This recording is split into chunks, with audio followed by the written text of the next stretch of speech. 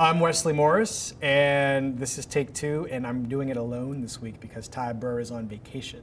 I like to think that if you put your trust out there, if you really give people the benefit of the doubt, see their best intentions, can you hold this? People will rise to the occasion. This is the Paul Rudd film starring Elizabeth Banks and Emily Mortimer and Zooey Deschanel as three sisters who are responsible for their stoner pot-dealing brother, who's played by Paul Rudd, who comes out of jail for having sold some pot to a police officer and is trying to get his life back together. This is a movie that is supposed to be funny. It wants you to laugh at it, and yet at every possible moment that you're having a laugh jammed down your throat, I didn't laugh. I just screw it up.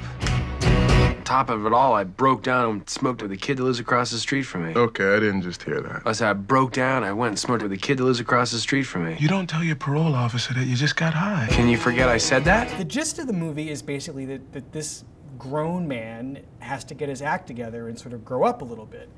But the tension that he has with the other sisters isn't interesting enough or dramatic enough from a comedy standpoint to produce the necessary laughs. So what you're aware of, or at least what I was aware of while I watched this, was the idea that the filmmaker, the director is Jesse Peretz, who wrote the script with his sister and her husband, is really somewhat desperate to be a hit. It doesn't really want to do very many of the conventional things or very many interesting things that you would have to do to produce laughs or to make you like it. It just wants to be liked. So a lot of the work seems to be being done after the fact as opposed to on screen, which is kind of a problem. But there is one very good moment in this movie that's also very telling, which is the moment that is actually not funny at all, that involves Paul Rudd's character basically yelling at his sisters for not taking the innocence of one of the sisters' sons seriously.